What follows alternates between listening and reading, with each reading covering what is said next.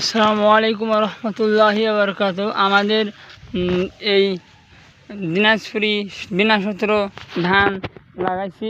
কিছু কিছু শীর্ষের দেখা দিয়েছে।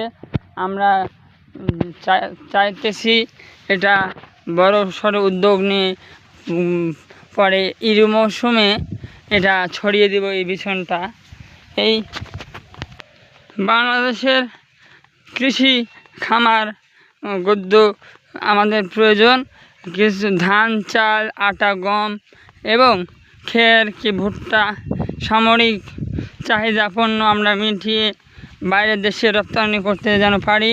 এই উদ্যোগে আমাদের উদ্যোক্তা উন্নয়ন হতে পারে। উন্নয়ন আমাদের কাছে আছে। আমরা উদ্যোক্তা নিয়ে পড়াশুনো করেছি। শ্রমিক যেহেতু শ্রমিক, আমরা কৃষকের ছেলে, কৃষক হতে আমরা বড় কিছু চাই না। এর মাঝেও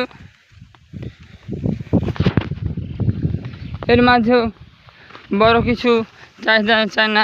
কৃষকের ছেলে, আমরা কৃষকই ব্যবহার করে থাকতে চাই।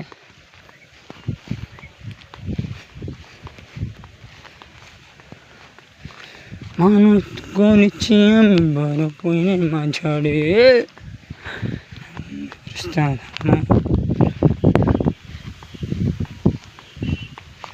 এই তো আর একটা আমার 5 কাটার দাগ।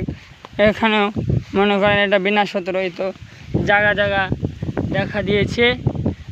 আপনাদের 2-4 দিনের মধ্যে আমরা এর সুফল পাতে পারি।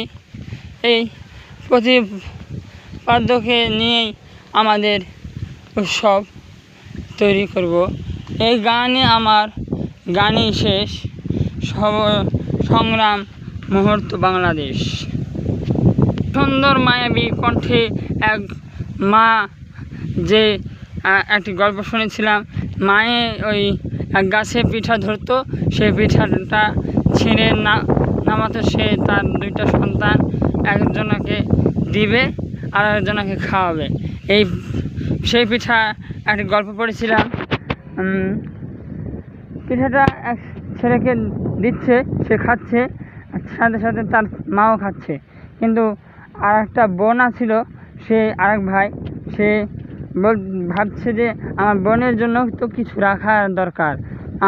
আর বড় ভাই আর তার মা, সে বুঝতেছে না যে আমার আর একটা মেয়ে আছে বা ছেলে আছে, তাদের জন্য কিছু রাখা দরকার, এবং কি তাদের পেট আছে, তাদের রাখা দরকার। গল্পের তালে তালে তারা এদিকে পিঠা গাছ থেকে নামাচ্ছে আর খাচ্ছে, গাছ থেকে নামাচ্ছে আর খাচ্ছে। তাই প্রতিপাদ্য উদ্যোগ নিয়ে আমরা এই পিঠা উৎসব তৈরি করছি আপনাদের মাঝে। নবান্ন মেলা, সেই নবান্ন মেলার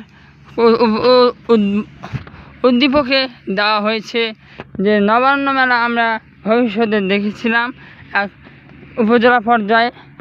আমরা সে নবান্ন মেলা আমরা করতে চাই অগ্রহায়ণ মাসের আগে, যেহেতু অগ্রিম আমাদের কাছে পৌঁছে যাচ্ছে।